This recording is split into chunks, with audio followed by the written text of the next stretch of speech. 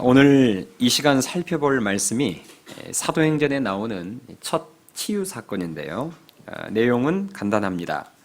베드로와 요한이 기도하기 위해서 성전에 올라가다가 성전 미문 앞에 있던 걷지 못하는 장애인을 보고 나사렛 예수의 이름으로 일어나 걸으라 이렇게 외치며 잡아 일으키자 그 걷지 못하는 사람이 그 즉시 일어나 뛰며 하나님을 찬송하는 놀라운 기적의 역사가 일어납니다.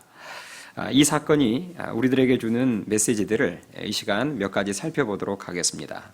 첫 번째로 오늘 이 사건이 우리들에게 주는 메시지는 하나님의 놀라운 기적의 역사는 기도하는 자를 통해서 일어난다는 것입니다. 오늘 본문 1절 말씀 한번 보실래요? 자, 1절에 보시면 이 사건이 일어난 시간이 소개되어 있는데요. 자, 1절에 보시면 제9시 기도 시간에 베드로와 요한이 성전에 올라갈새 이렇게 기록이 되어 있습니다. 자, 이 사도행전을 누가 썼을까요? 사도행전은 누가가 썼습니다. 그런데 이 사도행전을 쓴 누가는 이 기적이 일어난 시간을 1절에서부터 정확하게 밝히고 시작을 합니다. 성경을 읽어보시면 아시겠지만 어떤 사건을 소개할 때 그 사건이 일어난 정확한 시간을 다 밝히고 있지 않습니다. 시간을 밝히지 않고 있는 사건들이 훨씬 많습니다. 성경에서 어떤 사건을 소개하면서 그 사건이 일어난 시간까지도 정확하게 언급을 한다는 것은 거기에 중요한 의미나 아니면 의도가 들어있기 때문입니다. 놀라운 하나님의 기적의 역사가 일어난 시간이 오늘 1절에 제9시라고 나와 있는데요. 이 9시는 오늘날로 말하자면 오후 3시를 말합니다. 그 시간이 사도들의 기도하는 시간이었다. 이렇게 1절에 분명히 제9시 기도 시간에 이렇게 나오죠. 이 시간이 사도들의 기도하는 시간이었고 그것 때문에 기도하러 성전을 올라가다가 미문에서 걷지 못하는 자를 만나서 이제 그 놀라운 기적의 역사가 일어났음을 누가는 분명히 밝히고 있습니다. 당시 유대인들은 일반적으로 하루 3번씩 기도를 했습니다. 오전 9시, 오후 3시, 그리고 해질 무렵에 기도를 했는데요. 베드로와 요한 역시도 그런 습관을 따라 기도한 것으로 보여집니다. 아무튼 본문을 통해서 확실하게 알 수 있는 사실은 오후 3시가 베드로와 요한에게 있어서 무슨 시간이었다고요? 기도 시간이었다는 거예요. 그래서 기도하러 성전으로 가다가 걷지 못하는 장애인을 중간에 만나게 됐고 거기에서 예수님의 이름으로 그를 고쳐주는 놀라운 기적의 역사가 일어난 것입니다. 우리는 이 모습 속에서 베드로와 요한에게 꾸준한 기도가 있었음을 알 수 있습니다. 오순절 성령 강림 사건이 일어나기 전에 한 10여일 동안 제자들이 모여서 화끈하게 기도했다가 오순절 성령 강림의 역사가 있은 후로 기도가 시들해져 버린 것이 아니라 예수님처럼 다니엘처럼 기도 시간을 정해놓고 날마다 꾸준하게 기도했음을 우리들이 알 수 있습니다. 하나님의 놀라운 기적의 역사는 이렇게 꾸준히 기도하는 자들을 통해서 나타난다는 것이죠. 사도행전은 앞서 말씀드린 것처럼 누가가 기록한 책입니다. 누가가 사도행전보다 먼저 기록한 책이 있으니 바로 누가복음입니다. 누가복음이나 사도행전을 보면 누가가 이 기도의 중요성을 상당히 강조하고 있는 것을 확인할 수 있습니다. 누가복음을 보면 그 시작이 세례 요한의 아버지인 사가랴에게 가브리엘 천사가 나타나서 세례 요한의 출생을 예언하는 장면으로부터 누가복음이 시작이 됩니다. 사가랴가 가브리엘 천사를 만나서 놀라운 하나님의 약속을 받는데요. 그 놀라운 일이 언제 일어났는지를 누가는 또 밝히고 있습니다. 자, 제가 그 본문 말씀을 그냥 다 찾을 필요 없이 제가 그냥 본문 말씀을 그대로 읽을 테니까 한번 잘 들어보세요. 누가복음 1장 8절에 보니까 마침 사가랴가 그 반열의 차례대로 하나님 앞에서 제사장의 직무를 행할새 제사장의 전례를 따라 제비를 뽑아 주의 성전에 들어가 분향하고 모든 백성은 그 분향하는 시간에 밖에서 기도하더니 주의 사자가 그에게 나타나 향단 우편에 선지라 이렇게 나와 있어요. 자, 지금 가브리엘 천사가 사가랴에게 나타난 시간은 사가랴가 성소에서 뭐 할 때였다고요? 분향할 때였어요. 사가랴는 당시 제사장으로서 성소에 들어가서 제단에 향을 놓고 엎드려서 기도해야 했습니다. 사가랴가 분향하고 기도했던 그 시간에, 그리고 성소 밖에 있는 백성들도 기도했던 그 시간에, 바로 그때 가브리엘 천사가 이 사가랴에게 나타나서 복된 소식을 전해 주었음을 누가는 그 시간적인 배경을 정확하게 밝히고 있습니다. 그 유명한 오순절 성령 강림 사건도 마찬가지죠. 제자들이 마가다락방에 모여서 10여일 동안 기도하다가 성령의 능력을 받은 것을 우리들이 볼 수 있습니다. 그러니까 오순절 성령 강림 사건도 10여일 동안 제자들이 뭐하다가 기도하다가 받았음을 사도행전 앞부분에서 누가는 정확하게 밝히고 있습니다. 우리는 이런 누가복음과 사도행전의 내용을 통해서 누가가 기도의 중요성을 의도적으로 강조하고 있음을 확인할 수 있습니다. 성도가 기도할 때 하나님의 놀라운 역사가 일어난다는 거죠.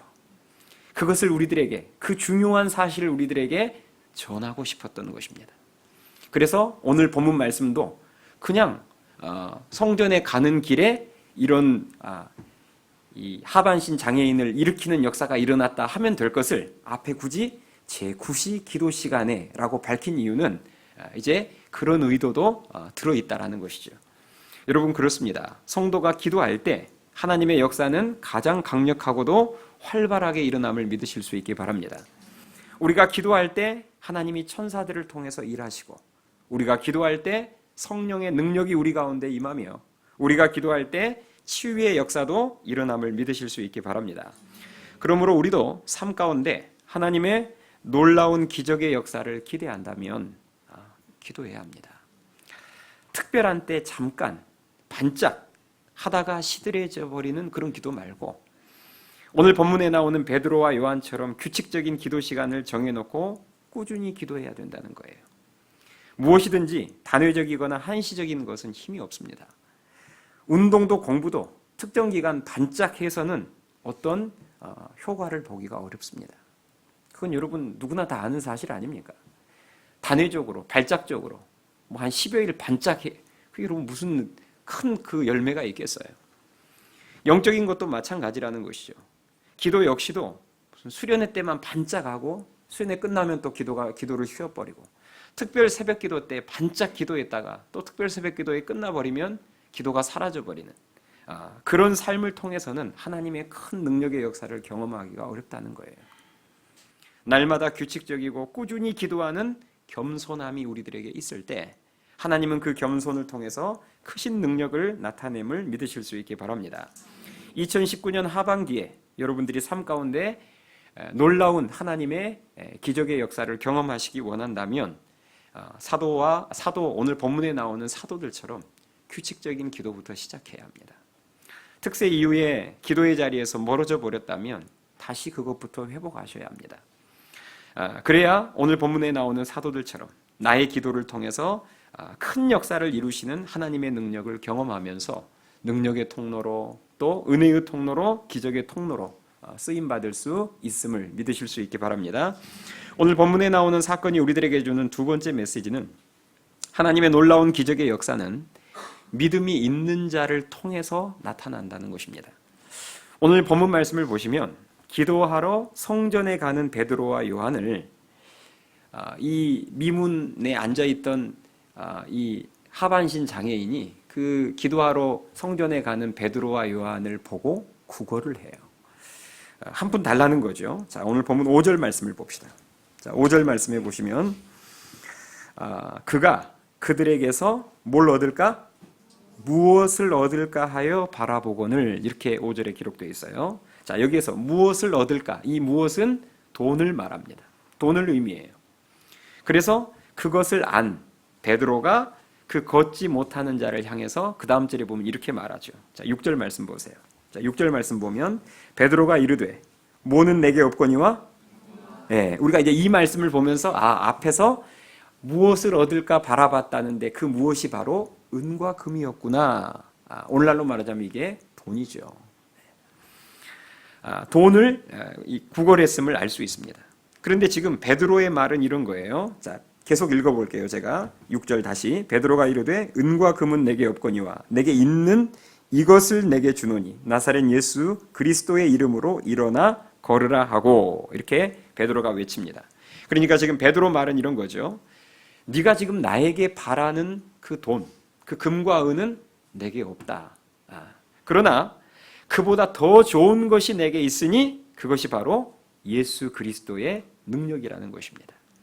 그래서 그 예수 그리스도 이름의 능력으로 일어나 걸으라 이렇게 외치죠.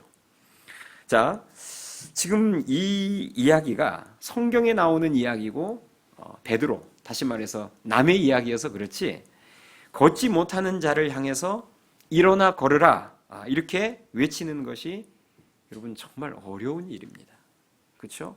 이게 지금 성경에 나오는 이야기니까 우리가 쭉쭉 읽고 넘어가는데 이게 남의 이야기가 아니라 내 이야기라고 생각하면 걷지 못하는 자에게 일어나 걸으라. 오늘 본문 말씀에 보면 이 걷지 못하는 하반신 장애인은 태어날 때부터 선천성입니다. 날 때부터 걷지 못해서 이 지금 수십 평생을 걷지 못하고 있는 그 하반신 장애인을 향해서 일어나 걸으라 하고 크게 외치는 것은 정말 어려운 일입니다. 여러분 같으면 신도림역에서 이렇게 걷지 못하는 장애인이 만약에 구걸을 하고 있다면 그 사람을 향해서 큰 소리로 나사렛 예수 그리스도 이름으로 일어나 걸으라 이렇게 여러분 외칠 수 있겠습니까? 어렵겠죠, 그죠? 왜 어려울까요? 그렇게 외쳐봐야 절대로 그렇게 안 될 것을 믿기 때문입니다. 그러니까 어려운 거예요. 그렇게 말을 사람들 앞에 그 수많은 신도림역 앞에 그 많은 군중들 앞에 큰 소리 치는 것도 사실 어렵지만 외쳐서 그렇게 안 되면 그 무슨 방신이에요. 그러니까 어렵죠. 이것은 실화인데요. 과거에 어떤 목사님이 자신의 경험담을 이야기해 준 것입니다. 그 목사님이 이제 오늘 사도행전을 읽다가 오늘 본문에 나온 이 사건, 베드로가 예수님의 이름으로 걷지 못하는 자를 이렇게 일으키는 사건을 보고 도전을 받은 거예요. 정말 나도 주의 종인데 그것을 나도 한번 경험해 봐야 되겠다. 그래서 그때부터 걷지 못하는 장애인을 찾아 돌아다녔답니다. 한참을 찾은 끝에 이제 정말 길에서 구걸하고 있는 하반신 장애인을 만난 거예요. 그런데 막상 만나서 베드로처럼 해보려고 하자 용기가 안 나는 거예요. 그래서 그 장애인에게 이렇게 돈을 쥐어주면서 제안을 했답니다. 나와 함께 저 골목으로 좀 가자고. 나와 함께 저 골목으로 좀 갑시다. 시간을 잠깐만 내주면 되니까 나랑 잠깐만 저기 좀 갔다 오자고 이렇게 제안을 한 거예요. 자, 그 말을 들은 하반신 장애인이 이미 두둑한 돈은 받았겠다. 또 가까운 곳에 잠깐만 갔다 오면 된다고 하니까 흔쾌히 승낙을 한 거예요. 그래서 이 목사님이 그 사람을 등에 업고 인적이 드문 골목으로 데려간 것입니다. 골목에 앉혀놓고 이제 베드로가 된 기분으로 그 사람을 향해서 외친 거예요. 나사렛 예수 그리스도 이름으로 일어나 걸으라 하고 외쳤어요. 그러자 그 하반신 장애인이 멀뚱멀뚱 쳐다만 보고 있더래요. 물론 그렇게 외치기 전에도 이 목사님도 그럴 것 같기는 했는데 내가 외쳐봐야 뭐 별다른 변화가 없을 것 같다는 생각이 들긴 했는데 막상 아무런 변화가 없자 이 목사님이 다시 한번 용기를 내서 더 큰 소리로, 이번에는 더 큰 소리로 나사렛 예수 그리스도의 이름으로 일어나 걸어라 하고 외친 거예요. 그러자 역시 아무런 변화는 없었고 그 장애인이 이상한 눈빛으로 계속 쳐다만 보고 있더래요. 그래서 이 목사님이 이제 마지막으로 내가 안수를 안 해서 그런가 보다 해서 이제 그 장애인에게 머리에 손을 얹고 안수 기도를 하면서 마지막으로 다시 한번 크게 외치는 거예요. 그런데 끝까지 아무런 변화가 없더래요. 그래서 이 목사님이 결국은 포기하고 힘없이 뒤돌아서서 이제 집으로 돌아가는데요. 그때 하반신 장애인이 뒤돌아서 떠나는 목사님을 향해서 그러더래요. 아저씨, 그냥 가면 어떡해요? 원래 있던 자리에다가 데려놓고 돌아가셔야지. 그래서 목사님이 진땀을 흘리며 그 사람을 업어다가 원래 있던 자리에 놓고 도망쳐 왔답니다. 그것을 자기 사실 부끄러운 경험담을 목사님이 이제 이야기를 하시는 거죠. 우리가 이 목사님의 웃지 못할 이야기를 사실 끝까지 다 듣지 않아도 결과를 알 수 있습니다. 내가 예수님의 이름으로 기도하면 이 사람이 반드시 일어서게 될 것이다, 낫게 될 것이다 라는 확실한 믿음이 있는 목사님 같았으면 뭐하러 골목을 데리고 가겠어요? 그렇잖아요. 이미 업어서 골목으로, 사람들 아무도 보지 않는 골목으로 데리고 간 것 자체가 내가 외쳐봐야 아마 아무런 변화가 없을 확률이 훨씬 더 높다라는 것을 믿었기 때문입니다. 그런 믿음으로는 여러분 역사가 일어날 수 없어요. 마음속으로는 솔직히 믿어지지도 않는데 억지로 그냥 믿습니다 해서 믿음의 역사가 일어나는 게 아닙니다. 진짜 믿음의 역사는요, 그냥 그게 믿어지는 거예요. 내가 막 믿습니다 이렇게 노력해서 내가 막 스스로 자기 최면을 걸어서 믿음이 생기는 게 아니라 그냥 내가 이 사람을 위해서 예수님의 이름으로 기도하면 이 사람은 틀림없이 일어설 것이라는 게 그냥 자연스럽게 믿어지는 거예요. 그때 믿음대로 기도하고 선포하면 역사가 일어나지만 솔직히 마음속에 그런 믿음도 없는데 누가 하니까 그냥 한번 나도 따라서 해볼까, 그러면 혹시 그런 일이 일어날까, 이렇게 해서는 믿음의 역사가 일어나기가 어렵다는 거죠. 베드로는 하반신 장애인을 사람들 없는 곳으로 데리고 가서 외친 게 아닙니다. 많은 사람들이 지켜보고 있는 데에서 크게 외쳤어요. 이 말은 베드로에게 그 확실한 믿음, 큰 믿음이 있었다는 것입니다. 하나님의 놀라운 능력은 이렇게 믿음이 있는 자를 통해 세상으로 흘러들어갑니다. 아마 오순절 성령 강림 사건 이전의 베드로였다면 이렇게 못 외쳤을 거예요. 그런데 오순절 성령 강림 사건을 통해서 큰 성령의 능력을 받으니까 그 성령의 역사 가운데 이런 놀라운 큰 믿음이 베드로 안에 생긴 것입니다. 그리고 하나님은 그 큰 믿음대로 역사하셨어요. 자, 오늘 본문 7절 말씀 한번 보실까요? 그 장면을. 자, 7절 보세요. 7절, 8절 한 목소리로 같이 읽겠습니다. 시작. 오른손을 잡아 일으키니 발과 발목이 곧 힘을 얻고 뛰어서서 걸으며 그들과 함께 성전으로 들어가면서 걷기도 하고 뛰기도 하며 하나님을 찬송하니. 아멘. 자, 과거에 예수님께서 하셨던 그 놀라운 치유 사역, 병자들을 고쳤던 그 예수님이 하셨던 놀라운 치유 사역을 이제는 사도들이 예수님의 영인 성령의 능력 안에서 또 큰 믿음 안에서 똑같이 하고 있는 모습을 우리들이 확인할 수 있습니다. 그러므로 우리 역시 오늘 본문에 나온 베드로처럼 하나님 능력의 통로로 또 기적의 통로로 쓰임받기를 원한다면 구원받는 믿음이 있는 그 정도의 수준에서 멈추면 안 됩니다. 구원받는 믿음의 수준에서 안주하면 안 된다는 거예요. 여러분, 믿음은요, 크게 두 가지 종류의 믿음이 있습니다. 구원받는 믿음이 있고, 이게 바로 예수님을 믿는 믿음이에요.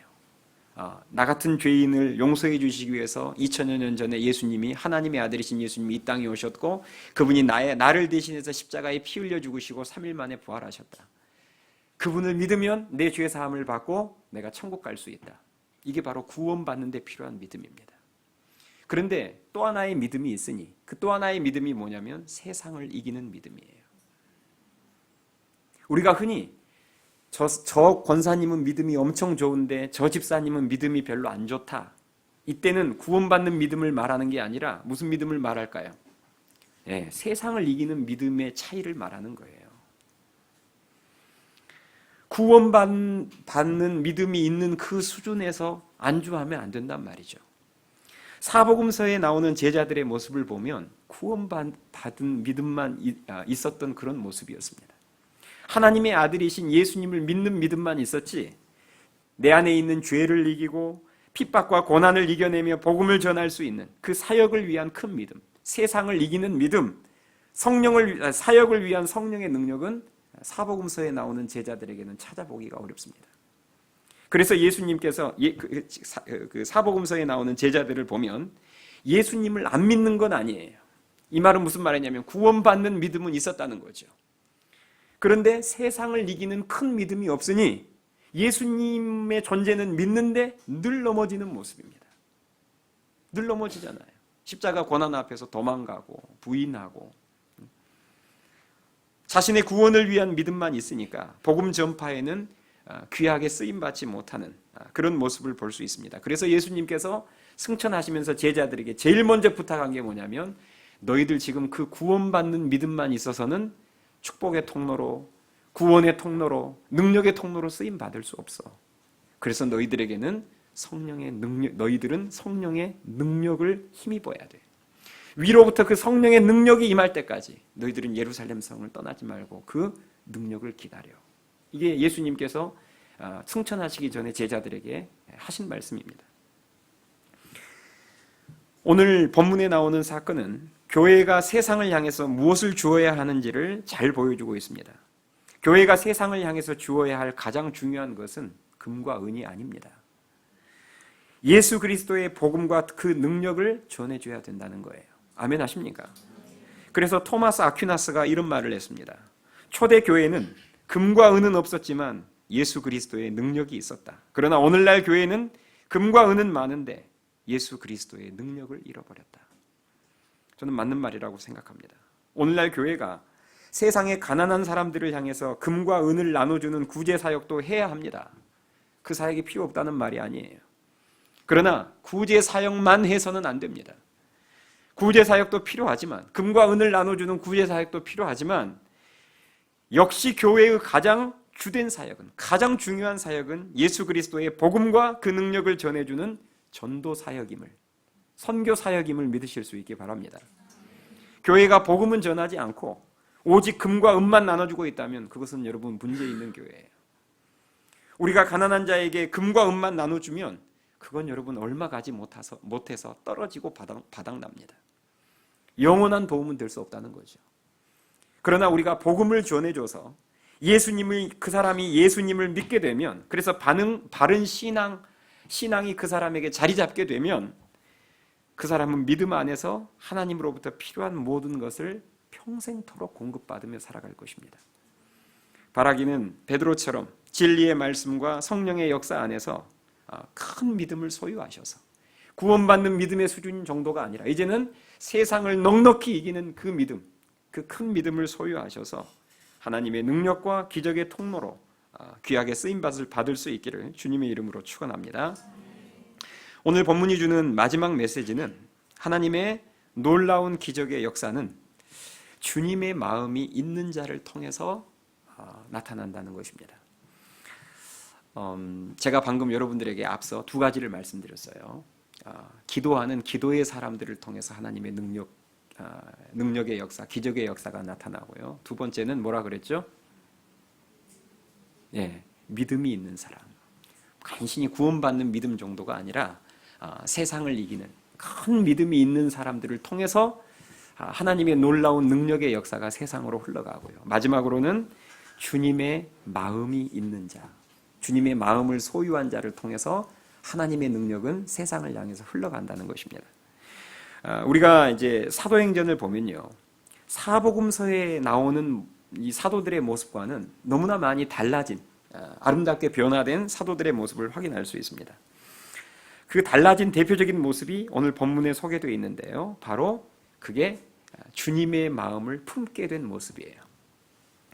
사복음서에 보면 이런 내용이 나옵니다. 잘 들어보세요. 제가 읽어드릴게요. 요한복음 9장 1절에 보니까 이런 말씀이 있습니다. 예수께서 길을 가실 때에 날 때부터 맹인된 사람을 보신지라. 자, 오늘 본문 내용과 뭐가 좀 비슷하죠. 공통분모가 있죠. 자, 예수님이 길을 가실 때 날 때부터, 오늘 본문에는 날 때부터 걷지 못한 자인데, 이 지금 요한복음 9장에는 날 때부터 앞을 보지 못한 맹인이 있었던 거예요. 그런데 그때 제자들이 예수님과 가다가 그 날 때부터 앞을 보지 못하는 맹인을 바라보면서 제자들이 무슨 질문을 하냐면, 예수님에게 잘 들어보세요. 제자들이 물어 이르되 라삐여, 이 사람이 맹인으로 난 것이 누구의 죄로 인함이니까? 자기이니까 그의 부모이니까? 무슨 의미인지 아시겠죠? 자, 이때까지만 해도, 그러니까 사복음서에 나오는 제자들, 이때까지만 해도 제자들은 태어날 때부터 장애를 가지고 있는 사람들을 보면 오직 관심이 뭐였냐면, 저 사람은 왜 저렇게 됐을까? 이게 최고의 관심이었어요. 도대체 조상이 무슨 죄를 지어서 저런 모습으로 세상을 태어났을까? 저렇게 저주받는 모습으로 태어났을까? 그러면서 지금 예수님께 물어보는 게, 조상 때문에 저 사람 저렇게 됐어요? 자기 죄 때문에 저렇게 됐어요? 이런 거 물어보고 있잖아요. 그런데 오늘 본문 말씀 보세요. 이제 예수님 부활하시고 승천하시고 성령 강림 사건을 통해서 성령의 능력을 받은 이후의 제자들의 달라진 모습을 우리가 이제 오늘 본문에서 확인할 수 있습니다. 오늘 본문에 나오는 똑같이 지금 장애인을 만났어요. 이번에는 하반신 장애인입니다. 그런데 과거의 제자들 같았으면 또 무슨 생각할까요? 보자마자 부모의 죄 때문에 저렇게 됐을까? 자기가 무슨 큰 죄를 지어서 또 저렇게 됐을까? 그거 생각하고 있을 거 아니에요. 오직 관심이 그런 거 아닙니까? 그런데 오늘 본문 말씀에 보면 관심이, 그 장애인을 바라보는 관심이 완전히 달라져 버렸어요. 이제는 그런 거 관심 없습니다. 누구 때문에, 부모 죄 때문에 그렇게 됐을까? 저 사람이 큰 죄를 지어서 저렇게 됐을까? 이런 것은 전혀 관심 없고 오직 관심이 어디에 쏠려 있느냐? 예수 그리스도의 능력으로 저 불쌍한 사람을 뭐 해야 되겠다? 일으켜 세워줘야 되겠다. 너무 많이 달라져 버렸잖아요. 어떻게 해서든지 예수님의 능력으로, 그 예수님의 능력을 이렇게 전하고 알려주어서 그 능력으로 저 불쌍한 사람을 좀 도와줘야 되겠다. 사도들이 성령의 능력을 받은 이후로 그 성령의 능력을 받으면서 주님의 마음도 같이 임한 거죠. 그래서 이제는 병자나 장애인들을 바라보는 안목이, 그 마음이 달라져 버린 것입니다. 이제는 진짜 주님의 마음을 주님의 안목과 주님의 마음으로 세상에 있는 장애인들 또 이렇게 어려운 사람들을 바라보기 시작했다라는 말이에요. 이것이 제자들의 굉장히 달라진 모습입니다. 하나님의 놀라운 능력과 기적은 이렇게 주님의 마음을 가진 자들을 통하여 세상으로 흘러들어감을 믿으실 수 있기 바랍니다. 오늘 본문 말씀을 보면 베드로가 걷지 못한 자를 일으킬 때 예수의 이름으로 명령만 한 게 아니에요. 오늘 본문 말씀을 자세히 보면 그 걷지 못하는 자를 향해서 그냥 예수의 이름으로 일어나 걸어라 하고 외친 것만이 아니라는 말이에요. 한번 볼까요? 7절 다시 보세요. 7절에 보시면 자, 6절 끝부분부터 보시면 은과 금은 내게 없거니와 내게 있는 이것을 내게 주노니 나사렛 예수 그리스도 이름으로 일어나 걸으라 하고, 그러자 바로 일어난 게 아니라 그 다음 절 보세요. 7절 오른손을 어떻게 했어요? 잡아 일으켰어요. 그러니까 우리가 이제 이런 말씀을 보면서 말씀만 선포하고 외친 게 아니라, 그게 아니라 그 하반신 장애인의 손을 직접 잡아서 일으켰음을 알 수 있습니다. 이 말은 무슨 말이냐면 말만 외친 게 아니라 터치가 있었다는 말이에요. 거지나 노숙자가 얼마나 더럽고 냄새 나는 줄 여러분 아시죠? 말로만 해서 될 것을 베드로는 오늘 본문 말씀을 보니까 일부러 만졌어요. 사실 말로만 해도 되잖아요. 그렇잖아요? 응? 나사렛 예수 이름으로 일어나 걸어라 해놓고 자 일어나 보세요 하고 말로만 해도 될 것을 그 더러운 사람을 베드로가 일부러 잡아서 일으켰어요. 우리는 이런 모습 속에서도 주님의 마음을 찾아볼 수 있다는 거죠. 그 불쌍한 사람을 긍휼히 여기는, 어루만지는 그 주님의 손길, 주님의 마음을 우리들은 발견할 수 있다는 것입니다. 마가복음 1장에 보면 예수님께서 나환자를 고치시는 장면이 나옵니다. 거기 보면 예수님께서 나환자를 고치실 때 말씀만 하셔도 충분한데 일부러 터치를 하세요. 읽어드릴게요. 마가복음 1장 41절에 보니까 예수께서 불쌍히 여기사 손을 내밀어 그에게 대시며 이르시되 내가 원하노니 깨끗함을 받으라 하시니 곧 나병이 그 사람에게서 떠나가고 깨끗하여진지라. 예수님은 그냥 내가 원하노니 깨끗함을 받으라 이 말씀만 선포해도 나병은 깨끗하게 나을 거예요. 그런데 예수님께서는 의도적으로 손을 내밀어 그에게 대셨습니다. 사실 병자들 중에서 가장 접촉하기 힘든 병자가 누굴까요? 나환자입니다.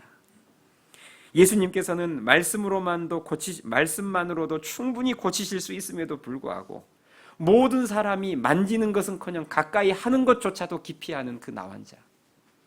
사실 나환자는 여러분 단순한 육체의 질병이 아니에요. 사람들로부터 격리되어 살아야 한다는 그 깊은 마음의 상처가 있는 사람입니다. 그러니까 예수님께서는 그것을 아신 거죠. 그리고 일부러 만지셨어요. 그 사랑의 손길로, 따스한 손길로 어느 누구도 가까이 하지도 않고 만지지 않았던 그 나환자의 몸을 예수님이 일부러 만지셨어요. 그래서 말씀만으로 고치실 수 있지만 따스한 그 사랑의 터치를 통해서 상한 마음까지도 치유하시고 어루만지신 것입니다. 이게 바로 병자들을 불쌍히 여기시는 주님의 마음이에요. 그런데 성령의 능력을 통해서, 오순절 성령의 능력을 통해서 주님의 마음이 이제는 제자들 안에 흘러 들어간 거죠. 그러자 이제는 제자들도 예수님하고 똑같이 말로만 해도 될 것을 똑같이 사랑으로 터치하고 있는 것을 우리들이 보게 됩니다. 과거에는 그 장애인들 근처도 가지 않고 그냥 멀리서 저 사람은 어떤 죄를 지었기에 저렇게 됐을까 하며 정죄의 눈빛으로만 바라보던 제자들이 이제는 그들에게 다가가서 그들을 손으로 잡고 일으키고 이렇게 하는 모습 속에서 그렇구나. 하나님의 능력은 주님의 마음을 가진 사람을 통해서 세상으로 저렇게 흘러 들어가는구나 라는 것을 우리들이 확인할 수 있습니다. 진정한 능력의 출발점은 세상 사람들을 불쌍히 여기는 주님의 마음인 것을 믿으실 수 있기 바랍니다. 이 주님의 마음을 가진 자에게 주님의 놀라운 능력이 나타나는 거예요. 바라기는 그 주님의 마음을 우리가 성령 안에서 구하고 소유하여서 구원의 사역에 귀하게 쓰임받을 수 있기를 주님의 이름으로 축원합니다. 오늘 본문 말씀을 보면서 우리가 마지막으로 하나만 더 좀 주목해 봐야 될 대목은 걷지 못하는 자가 베드로의 도움을 받아서 일어서고 난 이후의 행동입니다. 자, 한번 생각해 보세요. 이제 우리가 상식선에서 한번 생각해 보겠습니다. 하반신 장애인이 어느 날 누군가의 도움으로 일어나서 걷게 됐다면 그 다음 행동이 무엇이겠습니까? 상식선에서 대답해 보세요. 걷지 못하는 하반신 장애인이 어느 날 누군가의 도움으로 일어나서 걷게 됐다. 그러면 그 다음 행동이 무엇이겠습니까? 일단 기뻐하겠죠. 기뻐하고 감격해하겠죠. 그렇죠? 감격하겠죠. 그 다음 행동은 뭘까요? 네? 그 다음 행동. 그냥 상식선을 생각해 보세요. 자, 누군가 나를 일으켜 세워줘서 내가 깨끗하게 낫게 됐다. 그러면 1차적으로는 기뻐할 것이고, 두 번째는요. 나를 고쳐준 사람, 지금 나를 일으켜 세워서 고쳐준 사람에게 감사하다고 이렇게 절할 것 아닙니까? 그렇지 않아요? 그 정도도 매너도 없이 그냥 집으로 가요?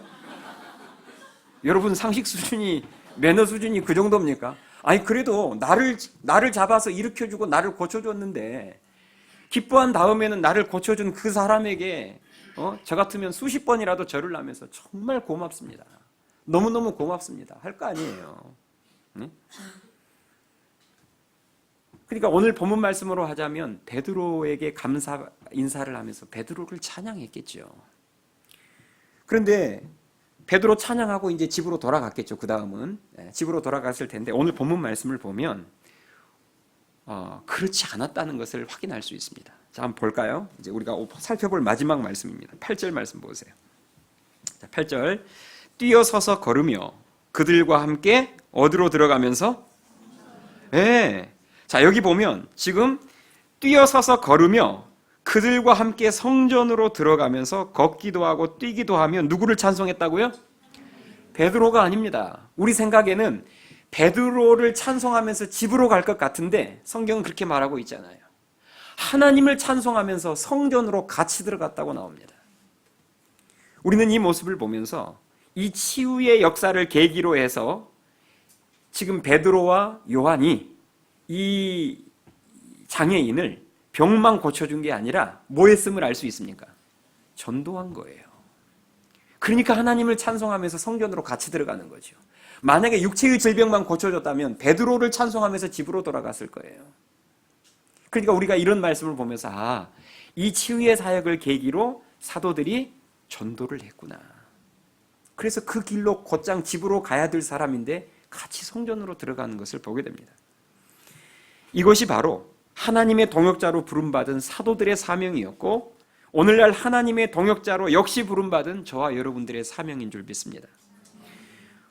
우리 주위를 둘러보면 오늘 본문에 나오는 걷지 못하는 자와 같은 불쌍한 이웃들이 많습니다. 그렇지 않습니까? 걷지 못하는 자, 상징적으로 말하자면 쓰러져 있는 자들이 많다는 거예요. 예수님을 알지 못하고 세상의 실패와 질병과 낙심과 우울함 가운데 쓰러져 있는 불쌍한 이웃들이 우리의 주위에 참 많습니다.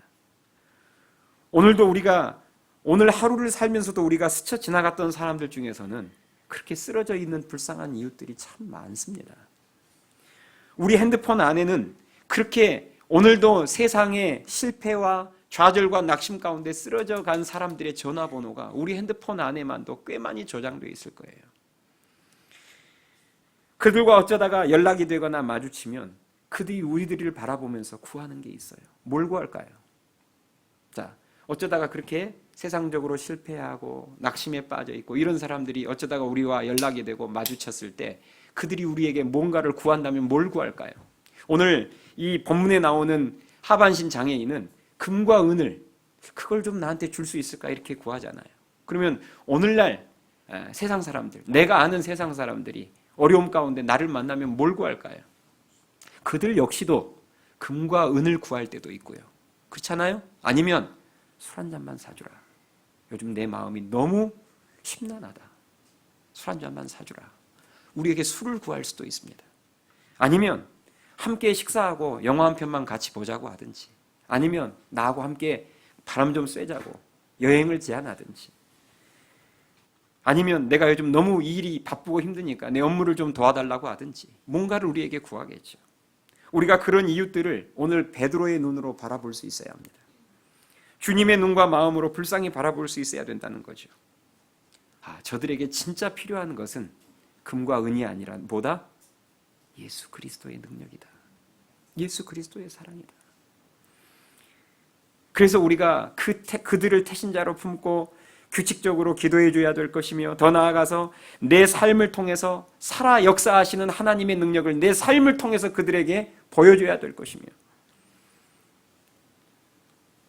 그 능력으로 그들을 도와서 일으킬 때, 그때 비로소 그들도 마음 문을 열고 함께 하나님을 믿고 함께 예배당으로 같이 나와 그 하나님을 찬양하게 될 줄 믿습니다.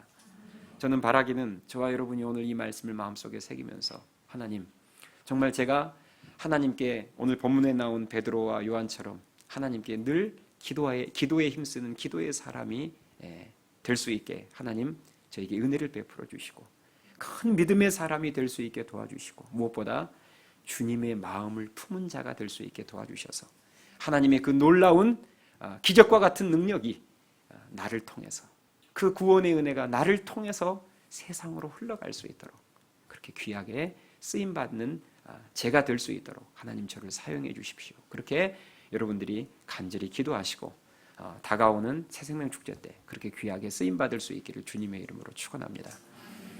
찬양하시겠습니다.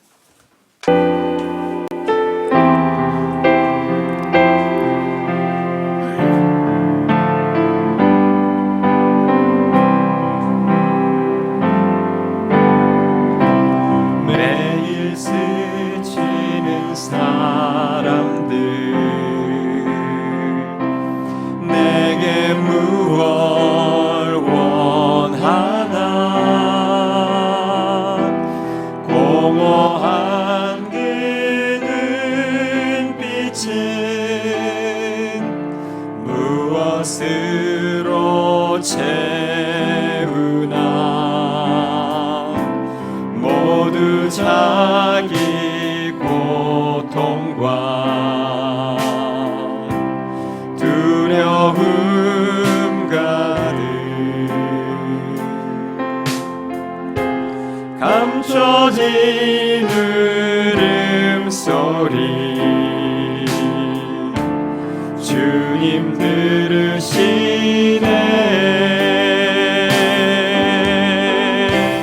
그들은 모두 주가 필요해.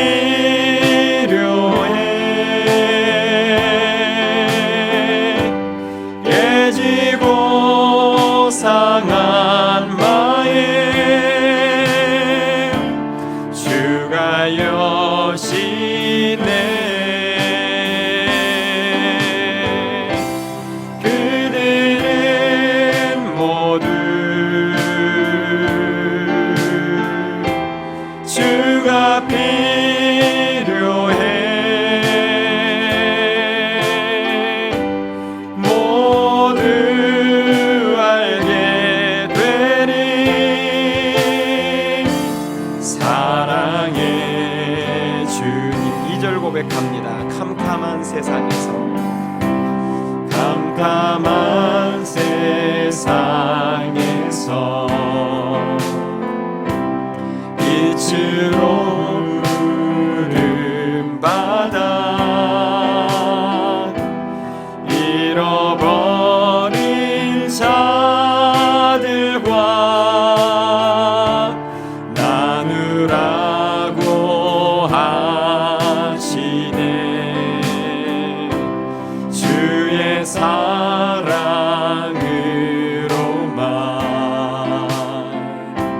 사랑할 수 있네. 우리가 나눌 때에 그들 알겠네.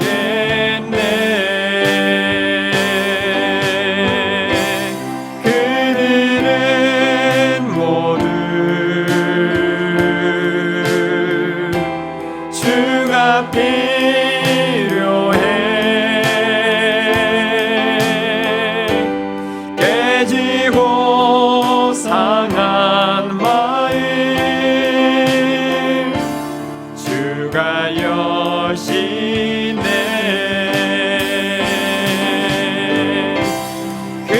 그들은 모두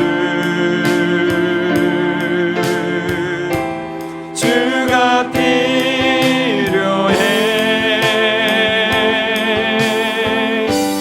모두 알게 되리. 사랑의 주님. 그들은 모두 주가 필요해. 그들은 모두 주가 필요해.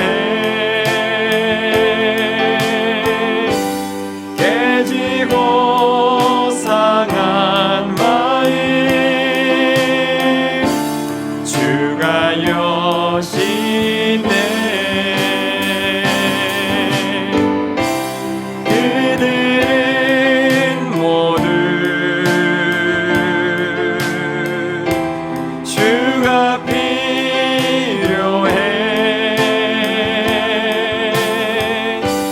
모두 알게 되리. 모두 알게 되리.